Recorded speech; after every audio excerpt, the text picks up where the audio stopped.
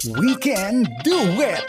Programang hatid ay kwentong buhay na puno ng inspirasyon at aral mula sa ating mga kababayan worldwide. We Can Do It! Dito lang sa inyong 702 DZAS, FEBC Radio TV.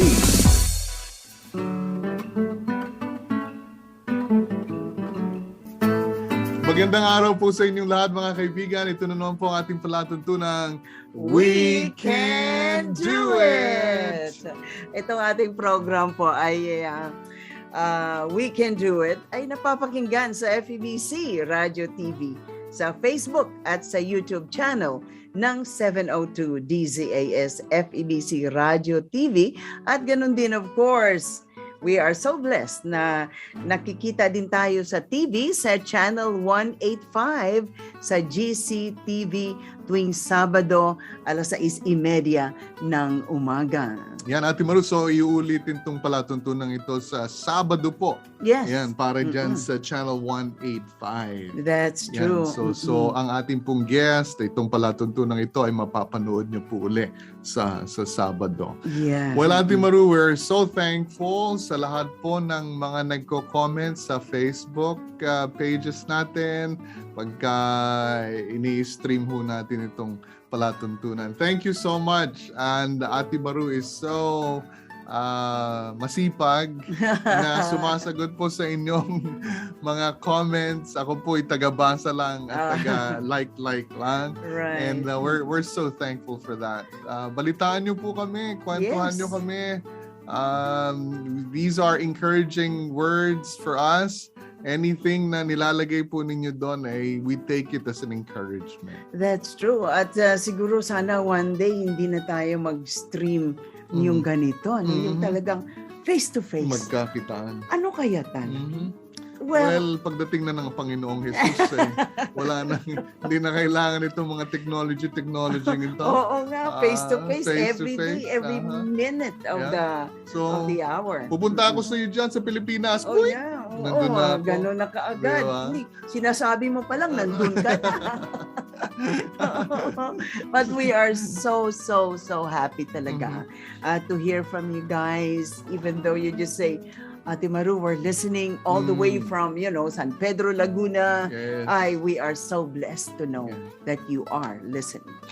Well, nandyan po, nakaantabay po yung guest natin. Mamaya, officially, papakilala ho namin siya sa inyo. Yes. Pero hanggang ngayon po ay nandyan siya at nag-aantabay at nakikinig din sa palatuntunan natin dahil marami siyang ikikwento tungkol sa ang blessing ng FEBC ng DZAS sa buhay niya. Mamaya. Oo, especially mga papuri songs, alam nyo. Right. Ang ministry po ng FEBC ay ika-7 dekada na. Right? Tama ba? 74. Ika-7 po. 70. 74. So, a decade is 10 years, right? So, pitong dekada. Naalala ko tuloy si Kuya Romy. Inutusan siya. Ikaw na mag-time check. Time check. 27 minutes after 7 o'clock. 27.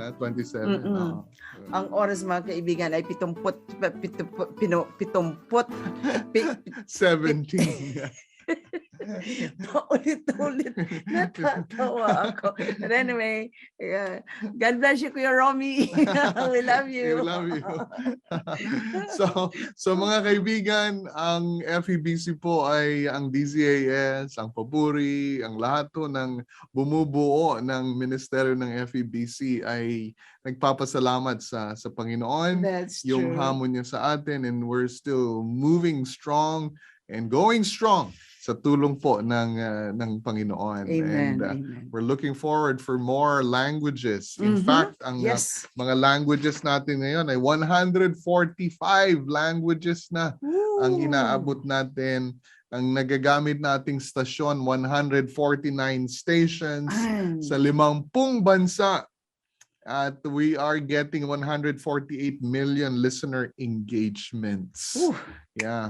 That's a lot. Yun po ang in fact, Ate Maru, nakakuha ako ng audience information report ng mula sa ating researcher yearly kasi nakikita natin yun, no? Yeah. Yung mga figures, yung mga data. So natutuwa tayo. Dahil we're not only looking at data, we thank the Lord for science, for data, pero ang pinaka-importante, yung isang datang yun ay isang kaluluwa na lumalapit sa Panginoon. Amen. And we're talking of Wow. millions here. Mm-hmm.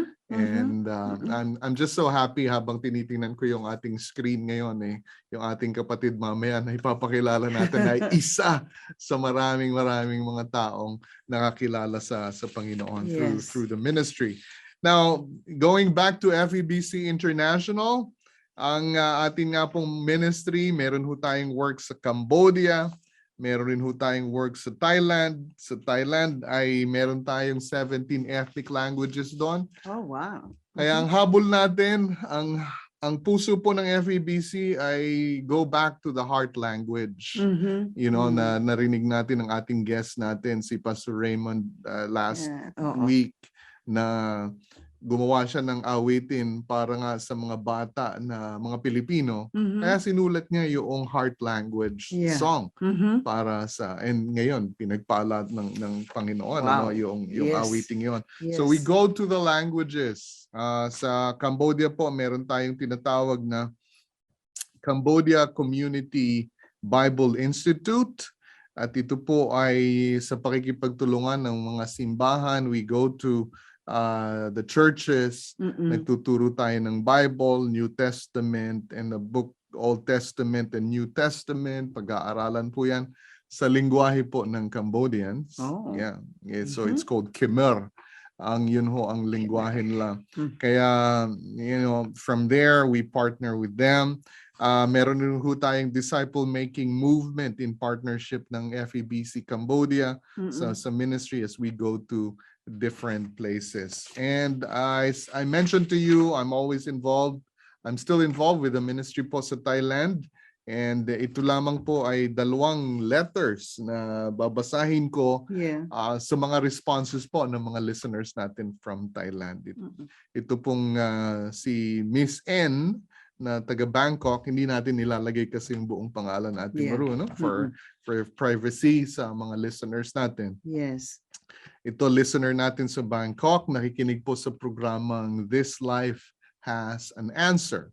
Sabi niya ganito, "Hello, I've listened to your program since 2008 and still listen to the program regularly until now. Oh, wow. I'm a seamstress, sewing at home for Fabric Factory."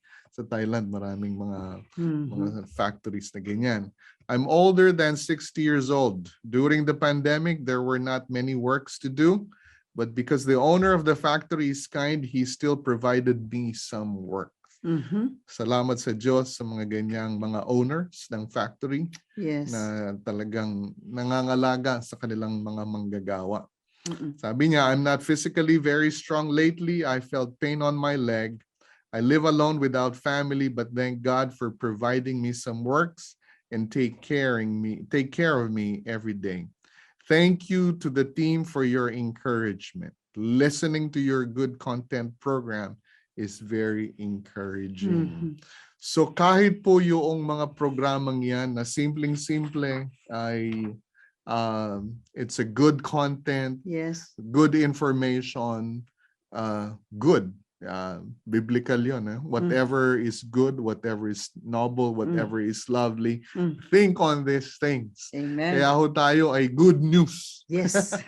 Hindi ho tayo yung media na mainstream na, you know, it sells yung mga negative, it sells. And you know what they say right now, you know, sex sells. You know, lagi lang hina-highlight yung mga ganyang mga bagay, which for us, hindi po yon ang good news. We're not saying sex is not good. No, it's good. It's actually, it's holy. Pero hindi ho natin ina-abuse yun yung para lang to get money from there. That's true. So anyway, emphasis natin is good dahil God is good. Second program, Fill Up Your Heart. Sabi niya, "I have listened to your program recently." So ito, bagong listener. "Last time I had asked for the book you were giving in the program and the Bible." So kung mga listeners natin, ang Thai listeners mostly ay Buddhists. Okay? 95% or more ang mga Thai po is Buddhist. Kaya pagka humingi sila ng mga babasahin, talagang we immediately give them. Yeah. And also a Bible, Ate Maru. And I have read them. Today, may I ask for more books? Yeah. Oh. I want to know how to pray. Please advise. Actually, I had a friend who believed in God in the past. She told me the story about God, but I didn't care to listen to it at that time. It's 6 years now. Listening to your program that talks about God makes me want to know more about Him. Amen. Thank you to the team for sending me the Bible. I'm very happy. Before reading the Bible every time, I will pray first, as you have suggested. I love to hear these stories na, baby faith, a childlike faith. That's true. And they are growing in the Lord. Thank you to the team for sending me the Bible. I will pray first, as you had suggested. Currently, I've read up to Matthew chapter 9, and I will continue reading it. Thank you, everyone, for supporting me. Yeah, and so salamat sa Diyos sa team sa Thailand, and nasa Thailand yan. Oh, next week nasa Thailand ako. Oo nga, no. Lord willing. Kaya titingnan natin yan. But I'm just so thankful, Ate Maru, for this wonderful opportunity. If the Lord wills for me to travel there, sana bumaba-baba ang presyo ng pamasahe. Nagkakamahalan ngayon dahil everyone wants to travel. So taking advantage. Yes. So anyway, yun po. Let's take advantage sa gawain po ng Panginoon. Ang hamon po namin, lahat po tayo we take those opportunities that's before us para ho ipahayag ang salitaan, yung good news ng Panginoon. Praise God. Nako, napakaganda. Ay, purihin ang Panginoon, siya po ay kumikilos. Our God is always working. He's at work. Even though we don't see Him working, He is working. Yes, He's always working. You can do it. You can do it. We can do it. Really, we can do it too. You can do it. We can do it.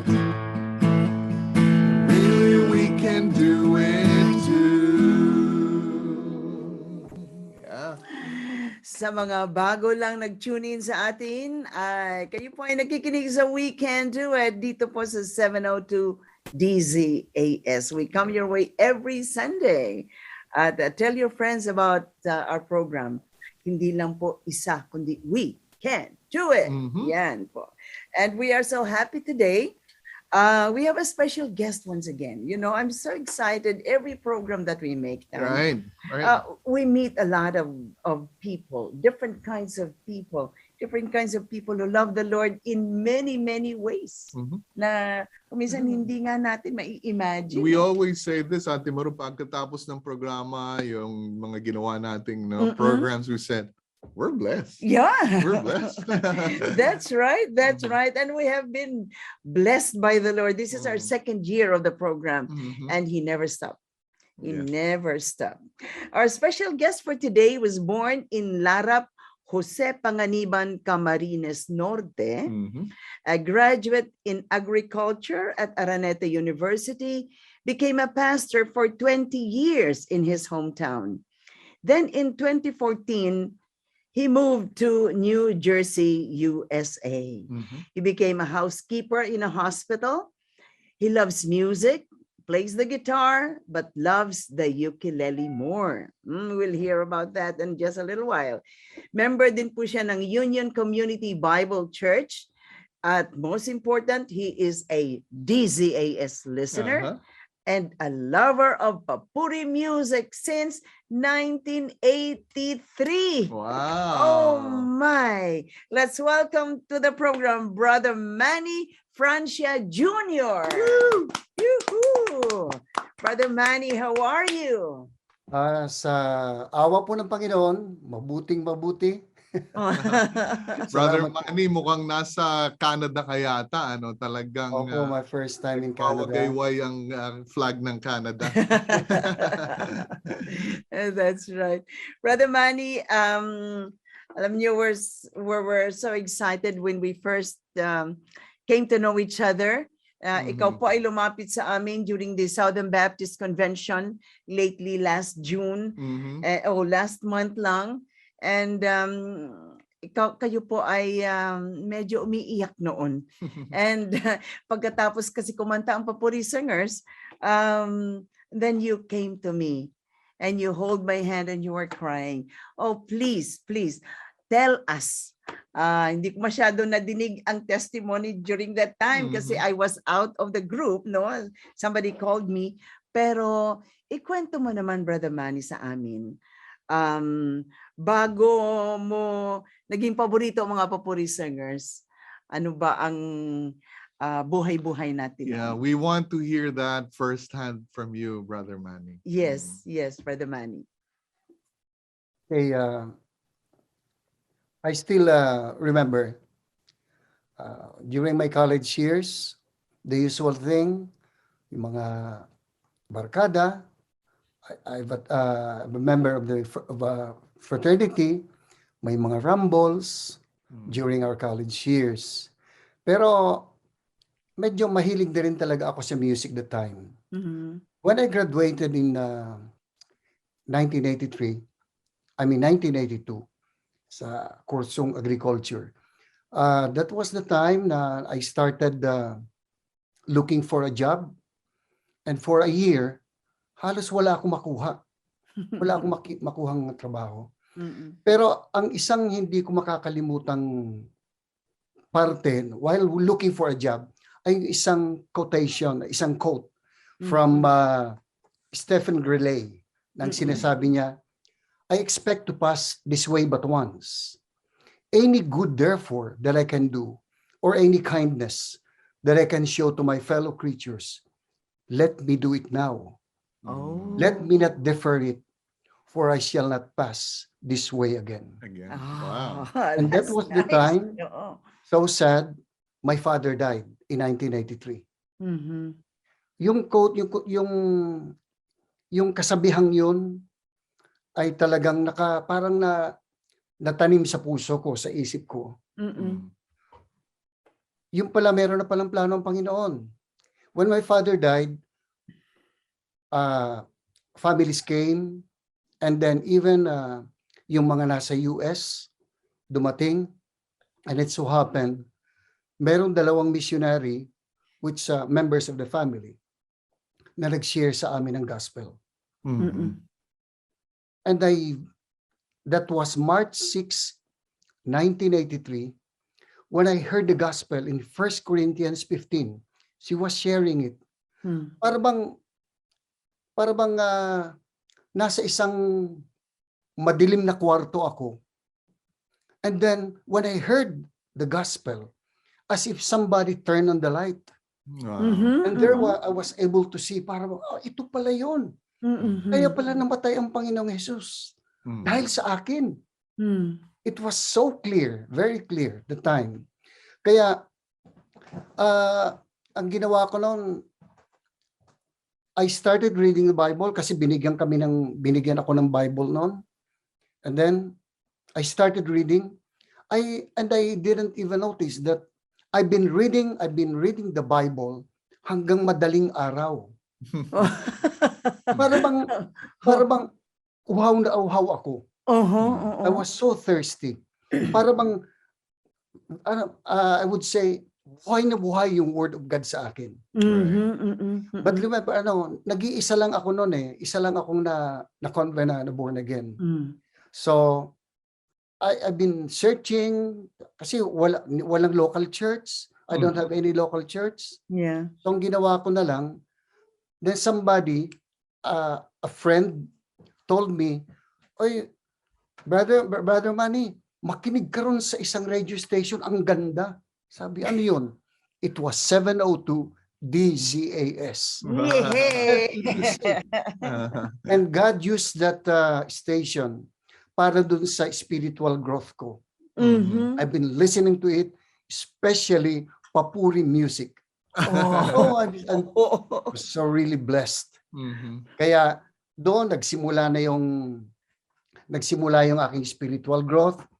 Pero well, I should also say na I was very religious then. Mhm. Pero ang ginawa ko doon sa mga friends ko doon sa lugar ko, I shared the gospel. Mhm. Yes. Ang pinaka-purpose ko noon, I want you to experience what I've experienced, Mhm. having a personal relationship with the Lord Jesus Christ. Right. Yes. Now being my best friend na talagang hindi ako iniwanan. That was only during a few months when I got converted. Mm. And God bless it. And I didn't know that it was the evangelism. Oh. Hindi ko alam. Basta Mhm. gusto kong ma-experience yung ganito yung nangyari sa akin. Right, right. And God really blessed me. Mhm. Maraming mga kasama ko doon sa dati kong religious group na sinasamahan. They got born again too. Mhm. Wow. And praise then few months hanggang sa alam niyo naman may persecution, God. Mm. Mhm. yung parang naging ah, parang ginamit ng Panginoon para talagang mag-concentrate ako dito in sharing the Word of God. Yes. Yes. Mm-mm. Ginamit ko yung bahay namin para sa Bible study. Almost every night, may mga dumarating, mga Mm. kaibigan. Yeah. Yung mga kaibigan ko may dumarating, meron pang meron pang inumin Shot daw. So anyway, ang hindi ko alam that what I was doing ay parang pastoring. Mhm. Mhm. Kasi wala naman akong local church, okay? Pero yung excitement ko, yung joy ko na naririnig from FEBC sa DZAS, Mhm. yun ang sabi ko, maganda ito. Kaya I have my notes. Right, I have right. my notes. So, pag may Bible study, isineshare ko yun. Oo. Mm-mm. Okay. So, So kumbaga, Bunny, yung FEBC, kasi wala ka pang local church noon, Mm-mm. yun Yeah. yung kumbaga parang naging simbahan mo, naging yun right. yung source of Yeah. teaching mo for your personal growth. Mhm. Right? Yeah, totoo yun. Kaya, pero nung minsan, nagbakasyon ako sa pinsan ko, also in Bicol, meron sa katapat ng bahay nila, merong isang local church, I mean, isang Christian church. Uh-huh. I would mention the name, Yeah. Sambahang Kristiyano. Okay. Right. Oo. So, nung malaman ko, sabi ko parang ganito yung ginagawa ko So, I've attended. Kaya doon ko nalaman, ito pala yung worship service na sinasabi. Wow. Merong doon sa unahan, may nagsasalita, Yeah. may ganun. Oh, wow. I imitated it. Mm-mm. Pagbalik ko sa amin, ganun ang ginawa ko. The first worship service, I could still remember it, first Sunday of June 1983. Mhm. So, parang ginaya ko lang, ganito pala yun. Ako rin yung naglilid ng songs, praise songs, Oo. papuri music, Mm. hanggang sa hindi na kami magkasya sa bahay. Oh, wow. So, ang ginawa ko, nag-usap-usap kami ng mga ibang mga kabataan doon. Gawa na lang tayo ng kubo diyan within our din sa bahay din namin, within our vicinity.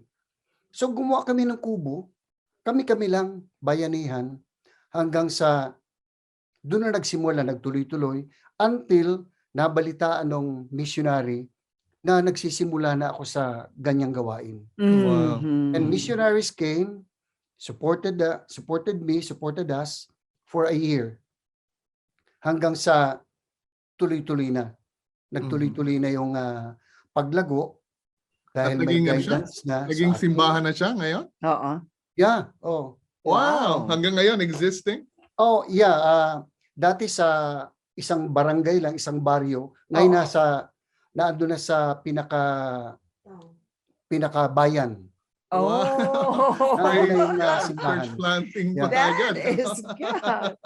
Brother Manny, share a little bit of your music. You know, you were telling me about, ako kasi mahilig din ako sa ukulele. Mhm. Oo.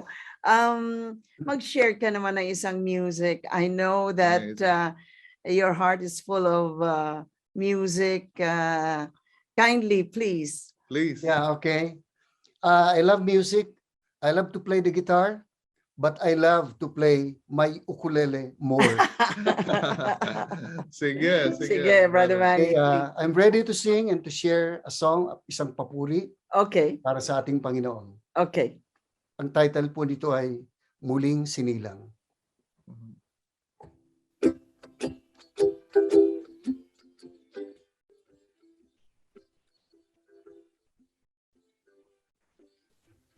At akalain,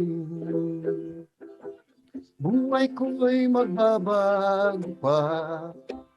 Kahapon ko ay larawan ng kawalang pag-asa, pagdurusa't kalungkutan, kakambal ng bawat araw dito sa bilangguan. Kinalalagyan, ngunit isang gabing tahimik, ako'y muling sinilang, luha ng pagsisisi, ang saking nagluwag, nilinis na kanyang dugong mahal, ako'y muling sinilang, inalagaan sa duyan ng Ebanghelyong banal.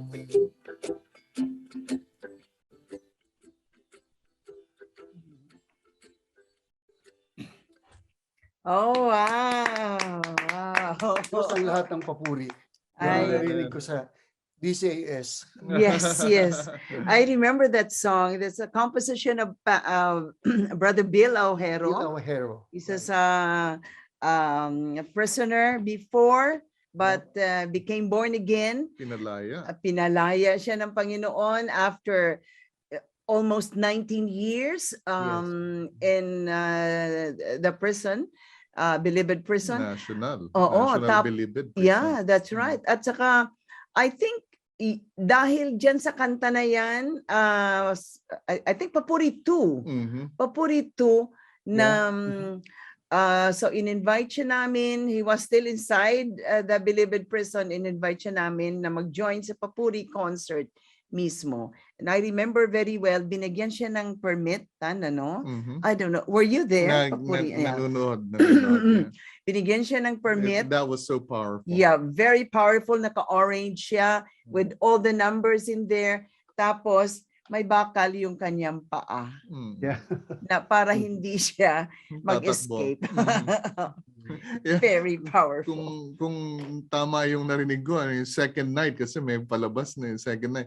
Yung mga guard niya gusto nang manood ng gusto mapunta sa iba. So, iniwan talaga siya. Hindi... Tama, oo. Hindi na siya binabantayan ng guard. Kasi nga, alam nila hindi naman tatakbo si Bill. But that was... right. Kasi sa Ate puso niya, Maru, pinalaya na siya. Brother Jonathan, may i-add kasi itong ukulele ko, kahit saan dala ko ito, I would like to, parang I'm so proud na God has used my God-given talent. Mhm. Dahil sa work ko ngayon dito sa Amerika, sa US, I'm a housekeeper in a long-term acute care hospital, Mhm. and the administration allowed me to use my ukulele Right. to serenade our patients. And it was it's a blessing. So ito, Brother Manny, pinapakita natin yung isang picture na I believe kinantahan mo. Yes. And he came back to the Lord. Kaya lang ngayon ay nasa Panginoon na siya, right? Mhm. Yeah. Mm-mm. Yeah. Brother Manny, we don't have that much time. We have only a few seconds left. Maraming salamat ulit. Maybe in the near future, if you will go back to you and then share more of your love for the Lord.